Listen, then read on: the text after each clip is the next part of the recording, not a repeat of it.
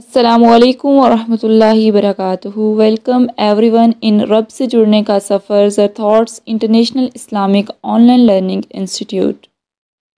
Life is a journey from Allah to Allah. This is our beautiful efforts bye ज़र thoughts institute to establish its roots online and to start with many different efforts. And so this series on the themes of the Quran is part of that effort, alhamdulillah.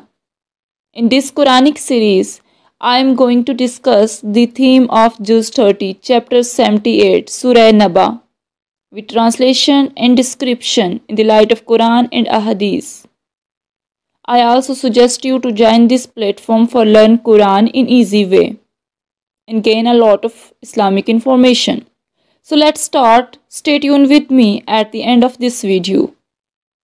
A'udhu billahi minash shaitanir rajim. Bismillahir rahmanir rahim. सूरह नबा। सूरह नबा का तारफ़ और अहमियत। सूरह नबा, जिसे बड़ी ख़बर भी कहा जाता है, कुरान मजीद का चैप्टर 78 है और इसमें 40 आयात हैं, एक रुकू है। ये एक मक्की सूरत है जो हज़रत मोहम्मद सल्लल्लाहु अलैहि वसल्लम पर नाज़िल हुई। नबा का मतलब है बड़ी ख़बर और ये क़यामत के दिन के बारे में अहम ख़बर की तरफ इशारा करती है। इस सूरत का बुनियादी मौजू आखिरत, मौत के बाद की ज़िंदगी और क़यामत के दिन की हकीकत है। ये सूरत हमें याद दिलाती है कि हर शख्स को अपने अमाल का हिसाब देना होगा और इसके नतीजे में हर रूह को उसके अमाल के मुताबिक बदला या सज़ा मिलेगी। सूरह नबा उन लोगों को क़यामत के दिन के बारे में सोचने पर मजबूर करती है। ये सूरत दुनियावी ज़िंदगी की आर्जी हैसियत को ज़ाहिर करती है और क़यामत के दिन की हकीकत को वाज़िया करती है। इसमें नेक और बद लोगों के दरमियान ये सूरत दुनियावी ज़िंदगी की आर्जी हैसियत को ज़ाहिर करती है और क़यामत के दिन की हकीकत को वाज़िया करती है। इसमें नेक और बद लोगों के दरमियान वाज़िया फ़र्क को दिखाया गया है, जो इस सूरत को सामनीन के लिए इंतहाई असर अंगेज़ बनाता है। सूरह नबा से हासिल होने वाले असबाब। क़यामत की हकीकत। सूरह नबा उन लोगों को मुखातिब करती है जो क़यामत के दिन के वजूद पर शक करते हैं। ये सूरत इस हकीकत को बयान करती है कि ये दिन ज़रूर आएगा और कोई उसे जुटला नहीं सकता। अल्लाह की कुदरत की निशानियाँ। इस सूरत में अल्लाह की कुदरत की निशानियाँ बयान की गई हैं, जैसे कि ज़मीन, पहाड़, रात दिन का निज़ाम। ये निशानियाँ अल्लाह की अज़ीम क़ुव्वत और कुदरत की याद दहानी करवाती हैं। मोमिनीन और काफिरों के दरमियान फ़र्क। ये सूरत नेक और बद लोगों के दरमियान वाज़िया फ़र्क को ज़ाहिर करती है। नेक लोगों के लिए जन्नत की नेमतें और काफिरों के लिए सख्त अजाब का जिक्र किया गया है। मोमिनों और काफिरों के फ़र्क को यहाँ पे वाज़िया किया गया। इनकार के नताइज। सूरह नबा में उन लोगों के लिए ख़बरदार किया गया है जो आखिरत का इनकार करते हैं। ये सूरत दुनियावी ज़िंदगी की आर्जी हैसियत को वाज़िया करती है और लोगों को उनके अमाल की अहमियत का एहसास दिलाती है। गौर फ़िक्र की दावत। ये सूरत लोगों को अल्लाह की तख्लीक़ात और आखिरत की हकीकत पर गौर करने की दावत देती है। इसका मकसद मोमिनीन को क़यामत के दिन के लिए तैयारी करने की तरगीब देता है। अब हम ट्रांसलेशन और डिस्क्रिप्शन देखते हैं आयत नंबर 1 से। आयत नंबर 1। अम्मा किस चीज़ के बारे में, यतसाअलून वो आपस में सवाल कर रहे हैं, अनिन नबाइल अज़ीम उस ख़बर के बारे में जो बहुत बड़ी है, अल्लज़ी हुम फ़ीही मुख्तलिफ़ून। आयत नंबर 1। अम्मा किस चीज़ के बारे में, यतसाअलून वो आपस में सवाल कर रहे हैं, अनिन नबाइल अज़ीम उस ख़बर के बारे में जो बहुत बड़ी है, अल्लज़ी हुम फ़ीही मुख्तलिफ़ून वो जो उसमें इख्तलाफ करने वाले हैं। लोग आपस में किस चीज़ के बारे में सवाल कर रहे हैं? बड़ी ख़बर के मुतल्लिक जिसमें उन्हें इख्तलाफ है। अम्मा यतसाअलून यानी वो क्या अज़ीमुल शान बात है जिसमें कुफ़ार कुरैश एक दूसरे से पूछगछ कर रहे हैं। اس کا پس منظر یہ ہے کہ نبی کریم صلی اللہ علیہ وسلم نے کفار مکہ کو توحید کی دعوت دی اور مرنے کے بعد زندہ کیے جانے کی خبر دی، اور قرآن کریم کی تلاوت فرما کر انہیں سنایا کہ انہوں نے ایک دوسرے سے گفتگو کرنا شروع کر دی، ایک دوسرے سے پوچھنے لگے کہ محمد صلی اللہ علیہ وسلم کیسا دین لائے ہیں۔ ان کی اس بامی گفتگو کو یہاں پہ بیان کیا گیا۔ عن النبأ العظیم، بڑی خبر کے متعلق۔ اس آیت میں، اس کے بعد والی آیت میں وہ بات بیان فرمائی کی جا رہی ہے کہ جس کے بارے میں کفار ایک دوسرے سے گفتگو کر رہے تھے۔ چنانچہ ارشاد فرمایا کہ وہ اس بڑی خبر کے بارے میں گفتگو کر رہے ہیں جس میں انہیں اختلاف ہے۔ بعض اسکالرز کہتے ہیں کہ ارشاد فرمایا کہ وہ اس بڑی خبر کے بارے میں گفتگو کر رہے ہیں جس میں انہیں اختلاف ہے۔ بعض اسکالرز کہتے ہیں کہ بڑی خبر سے مراد قرآن پاک ہے، اور اس میں اختلاف سے مراد یہ ہے کہ کفار میں سے کوئی تو قرآن پاک کو جادو کہتا ہے، کوئی شاعر کہتا ہے۔ بعض اسکالرز کہہ رہے ہیں کہ بڑی خبر سے مراد نبی کریم صلی اللہ علیہ وسلم کی نبوت، آپ کا دین مراد ہے۔ اس میں اختلاف سے مراد ہے کہ کفار میں سے کوئی نبی کریم صلی اللہ علیہ وسلم کو جادوگر کہتا ہے، کوئی شاعر، کوئی کاہن کہتا ہے۔ بعض اسکالرز کہتے ہیں کہ بڑی خبر سے مراد مرنے کے بعد زندہ کیے جانے کا مسئلہ ہے۔ اس میں اختلاف سے مراد کہ بعض کافر تو اس کا انکار کر رہے ہیں، بعض اس میں شک کر رہے ہیں۔ یہاں پر بڑی خبر سے مراد قیامت کی خبر ہے۔ کلا سیعلمون، ہرگز نہیں عنقریب وہ جان لیں گے۔ کلا سیعلمون، ہرگز نہیں عنقریب وہ جان لیں گے۔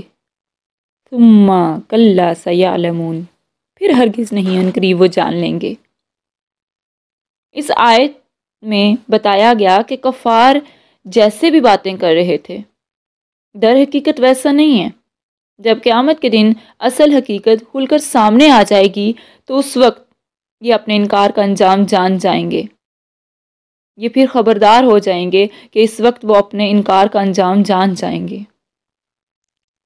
آیت نمبر 6 سے 16 تک اللہ تعالیٰ اپنی نعمتوں کا ذکر کر رہے ہیں۔ الم نجعل الارض مہادا، کیا نہیں ہم نے بنایا زمین کو بچھونا، والجبال اوتادا، اور پہاڑوں کو میخیں، وخلقناکم ازواجا، اور پیدا کیا ہم نے تمہیں جوڑا جوڑا، وجعلنا نومکم سباتا، اور بنایا ہم نے تمہاری نیند کو آرام کا ذریعہ، وجعلنا اللیل لباسا، اور بنایا ہم نے رات کو لباس، وجعلنا النہار معاشا، اور بنایا ہم نے دن کو معاش کا ذریعہ، وبنینا فوقکم سبعا شدادا، اور بنائے ہم نے اوپر تمہارے 7 مضبوط آسمان، وجعلنا سراجا وہاجا، اور بنایا ہم نے ایک چراغ خوب روشن، وانزلنا من المعصرات ماء ثجاجا، اور اتارا ہم نے بدلیوں سے پانی خوب برسنے والا، لنخرج به حبا ونباتا، تاکہ ہم نکالیں ان سے کلا اور نباتات، وجنات الفافا، اور باغات گنے۔ الم نجعل الارض مہادا، کیا ہم نے زمین کو بچھونا نہیں بنایا؟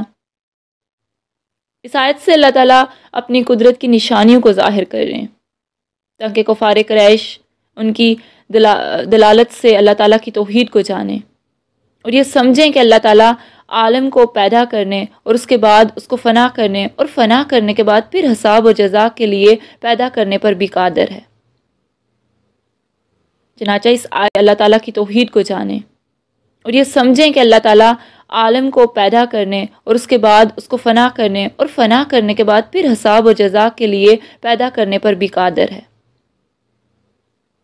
چنانچہ اس آیت سے اور اس کے بعد والی 10 آیات کا خلاصہ یہ ہے کہ اللہ تعالیٰ نے ارشاد فرمایا کیا ہم نے زمین کو بچھونا نہیں بنایا تاکہ تم اس پر رہو اور وہ تمہارے ٹھہرنے کی جگہ ہو، اور کیا ہم نے پہاڑوں کو میخیں نہ بنایا تاکہ اس سے زمین ثابت اور قائم رہے، اور کیا ہم نے تمہیں مرد اور عورت کے جوڑے نہ بنایا تاکہ تم ایک دوسرے سے سکون حاصل کرو اور معاشی اور معاشرتی امور کا انتظام کرو، اور کیا ہم نے تمہاری نیند کو تمہارے جسموں کے لیے آرام کا ذریعہ نہ بنایا تاکہ اس سے تمہاری کوفت اور تھکن دور ہو اور تمہیں راحت اور آرام حاصل ہو، اور کیا ہم نے رات کو ڈانپ دینے والی نہ بنایا، جو کہ اپنی تاریکی سے ہر چیز کو چھپا دیتی ہے تاکہ تمہارے معاملات پوشیدہ رہیں؟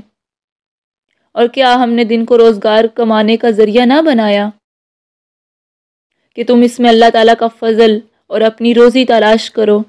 اور کیا ہم نے تمہارے اوپر ایسے 7 مضبوط آسمان نہ بنائے جس پر زمین گزارنے کا اثر نہیں ہوتا اور پرانا پن اور بوسیدہ ان تک راہ نہیں پاتی؟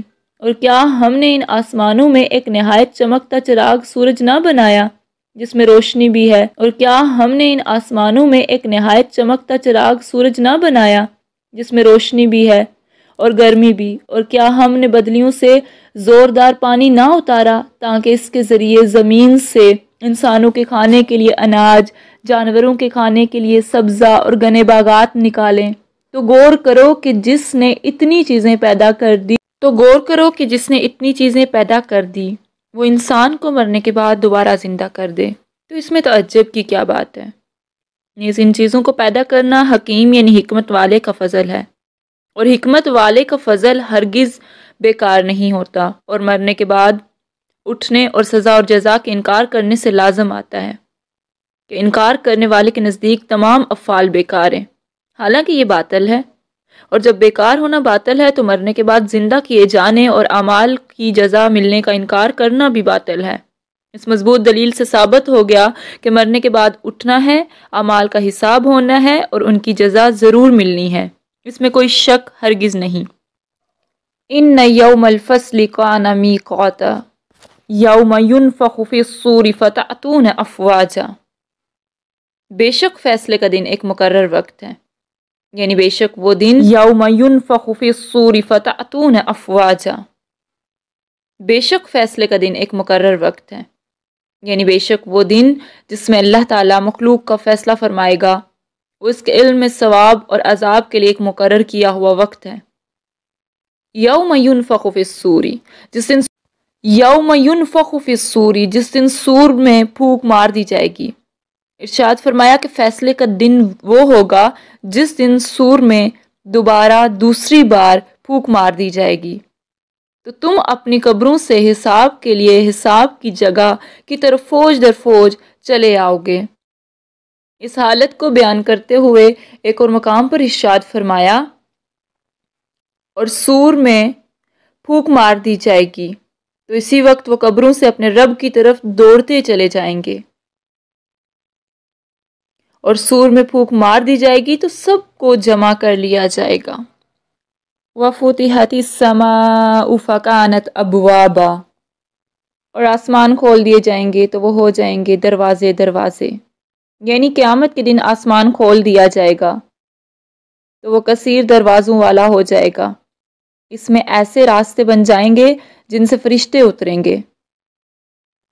وَسُيِّرَتِ الْجِبَالُ فَكَانَتْ سَرَابًا، قرآن پاک میں مختلف مقامات پر قیامت کے دن پہاڑوں کی مختلف حالتیں بیان کی گئی ہیں۔ پہلی حالت، پہاڑوں کو جڑ سے اکھاڑ کر چورا چورا کر دیا جائے گا۔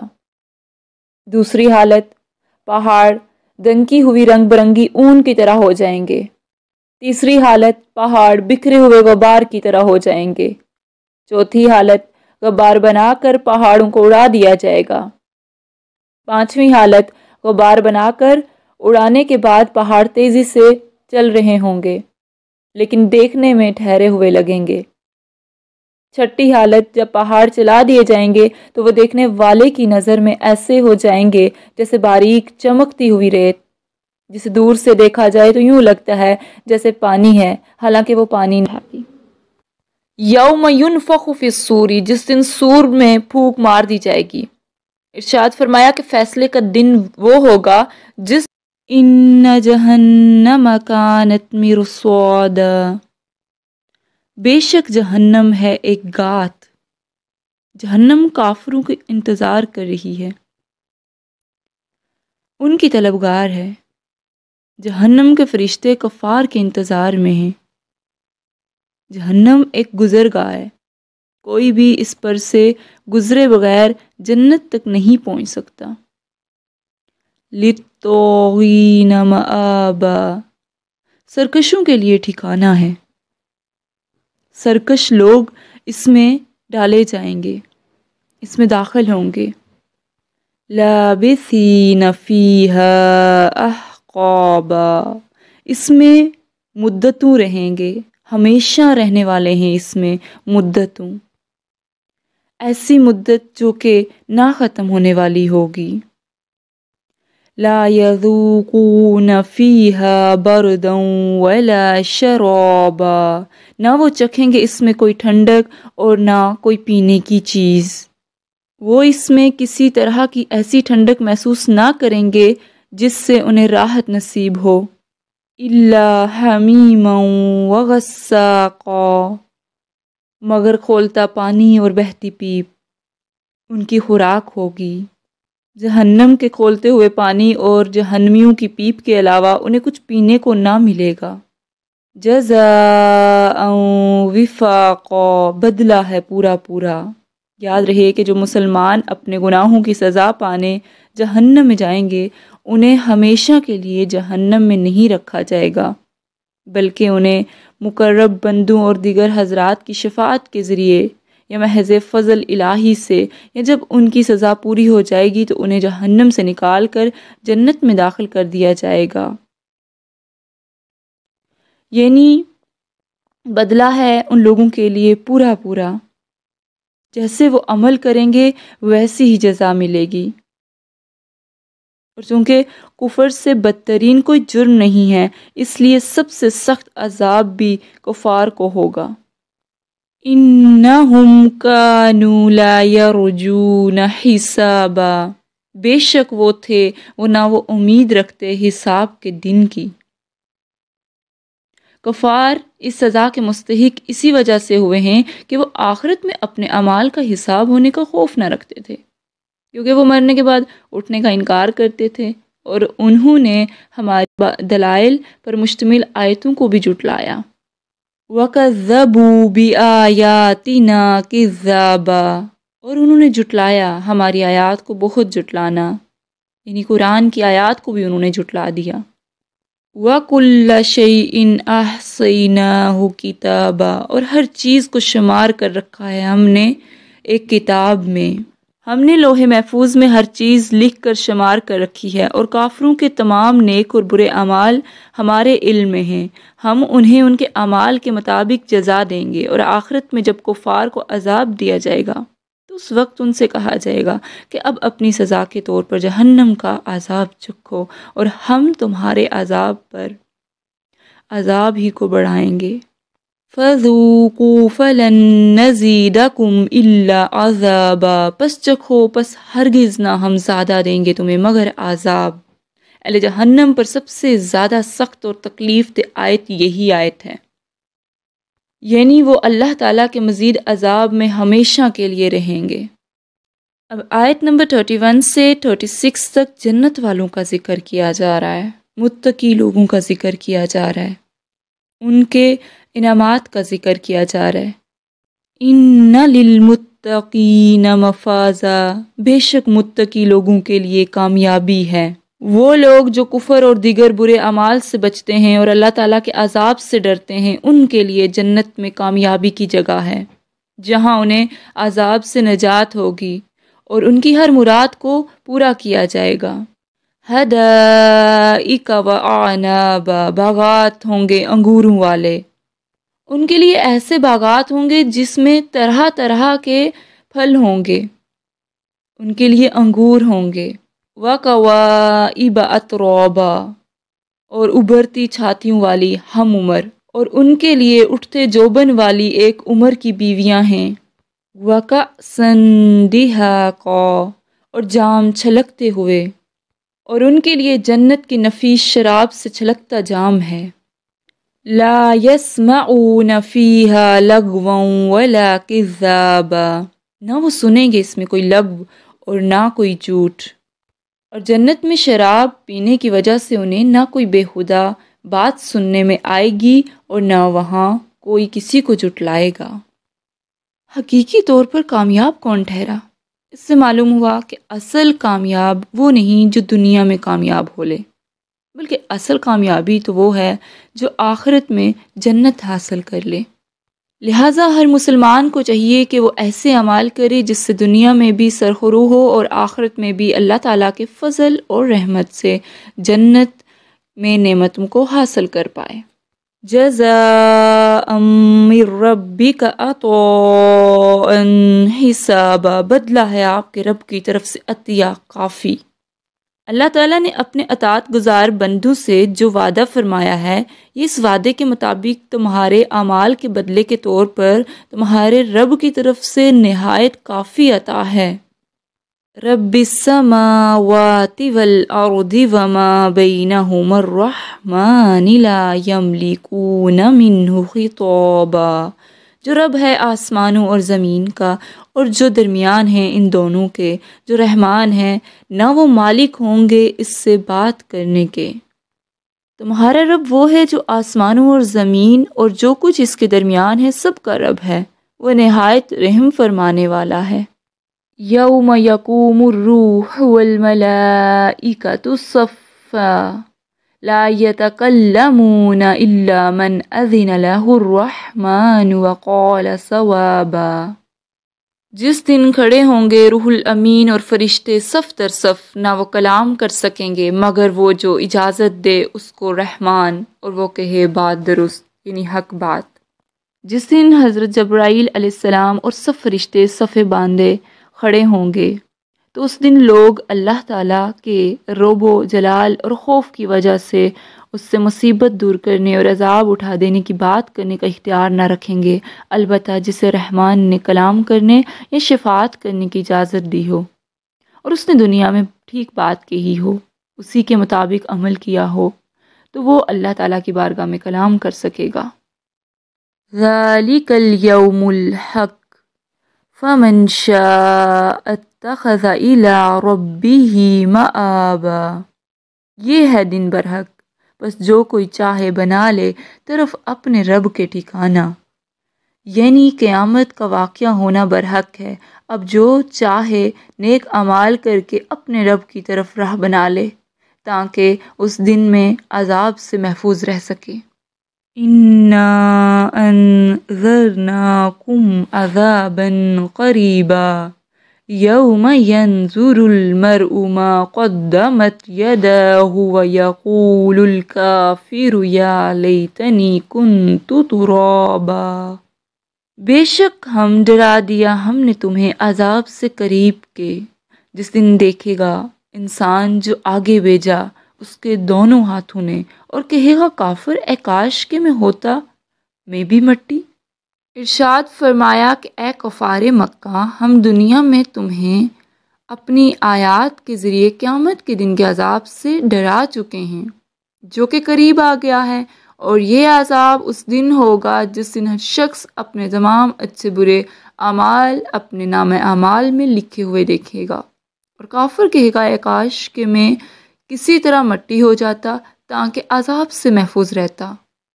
جب مومنین پر اللہ تعالیٰ انعام فرمائے گا تو ان انعامات کو دیکھ کر کافر تمنا کرے گا کہ کاش وہ دن میں خاک ہوتا، یعنی اللہ تعالیٰ کی اطاعت کے معاملے میں عاجز ہوتا، عاجزی میرے اندر پائی جاتی، میں سرکش نہ ہوتا۔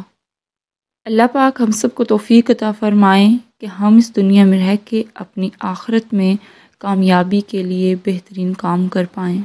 یہاں ہماری سورہ نبا کا اختتام ہوتا ہے۔ جزاک اللہ for watching this video. Don't forget like, share and subscribe.